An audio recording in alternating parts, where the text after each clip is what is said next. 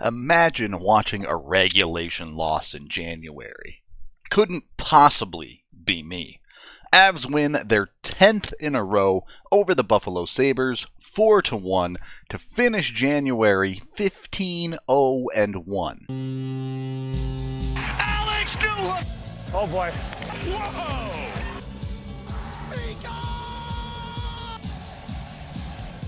Honestly, for the most part, this game felt pretty routine. There was your standard play of the Avs playing down to their competition at times, but that didn't really affect them too much.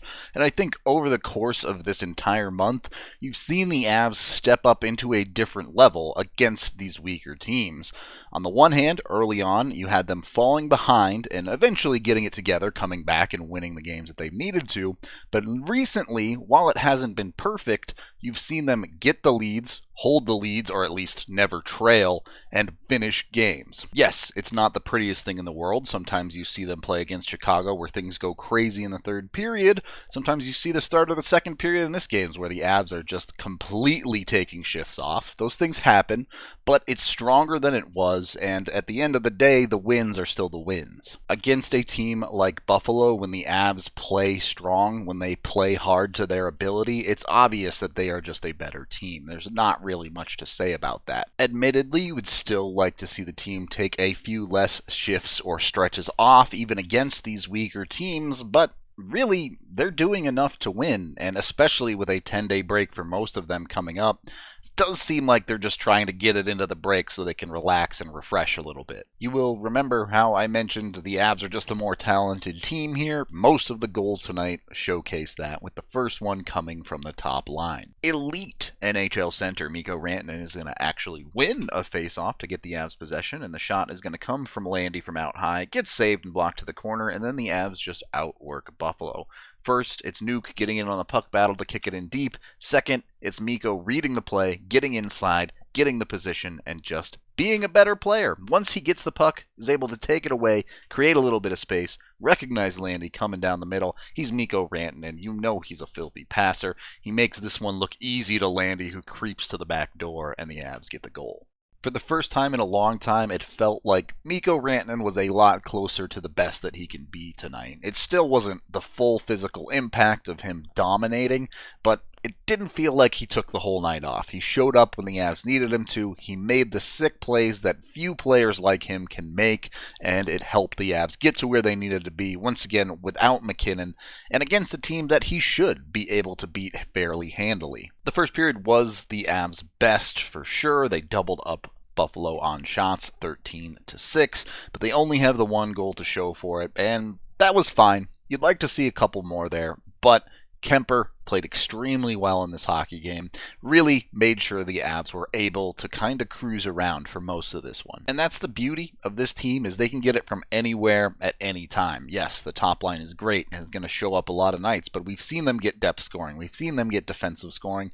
Now, especially over the last 3 weeks, we've seen their goaltending win them hockey games. Start of the second period was by far the worst stretch of the game for the Avs. They just looked completely uninterested in playing hockey, and it quickly cost them the lead. This is what we call an oopsie. Devon Toews takes the puck in behind his own net to get the Avs set up on the breakout, tries to reverse it, just completely messes it up. Doesn't even get it close to Makar. Buffalo takes over with 3 guys in and around the net.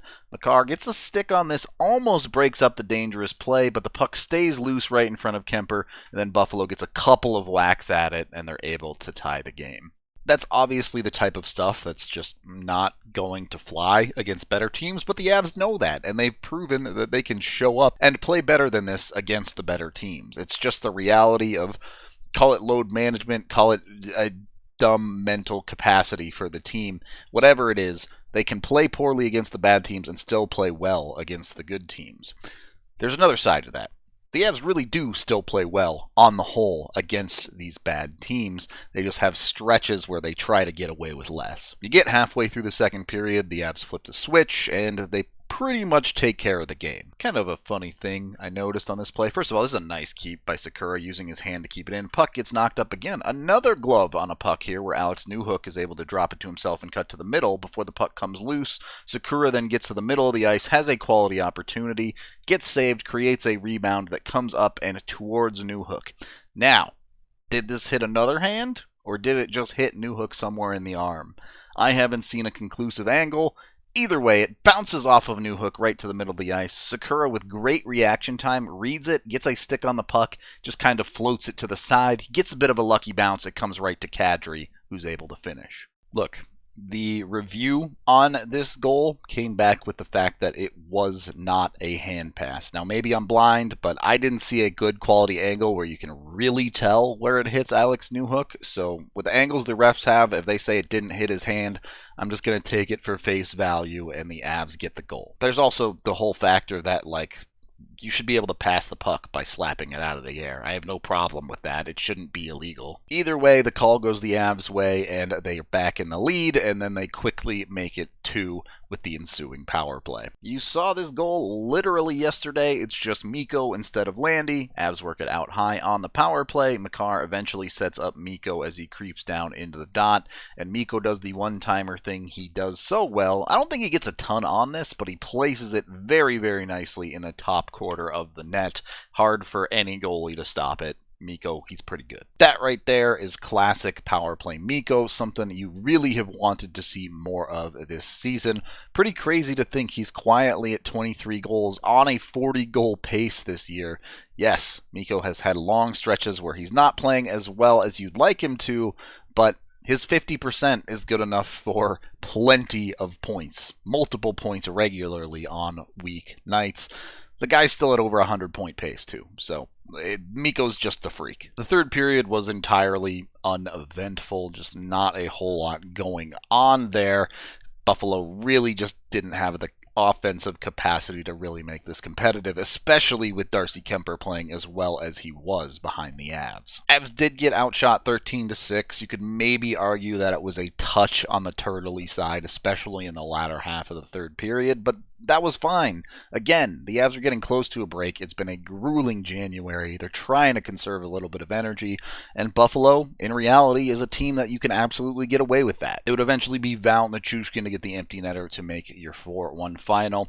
And since I started doing those videos, this is only the second time that the Avs have won 10 games in a row. It's an incredibly impressive feat and one that deserves respect. The 18 home wins in a row is on a completely different level. You're legitimately talking about the Avs pushing for NHL history on that side, which this game also did, moving it to 15 wins in January, the most in January by 2, and tying the most in any month in any year of hockey at 15. So the Avs have been unbelievably good in 2022. There isn't a ton to say about routine wins like this. Yes, there are stretches the Avs could play better, but the Avs won, and they won pretty convincingly despite their weak spots. There really aren't many players that you can say had a significantly negative game, so don't nitpick too much. That is the end of this game video review. Thank you for watching. Head on over to DNVR.com for all of our coverage. I am Rudo, and excuse you, pup. He's on the counter. Avalanche time, come on, grab your friends. We're going to the playoffs again with Nate the dog and Gabe the big. The fun isn't over yet. It is Avalanche time.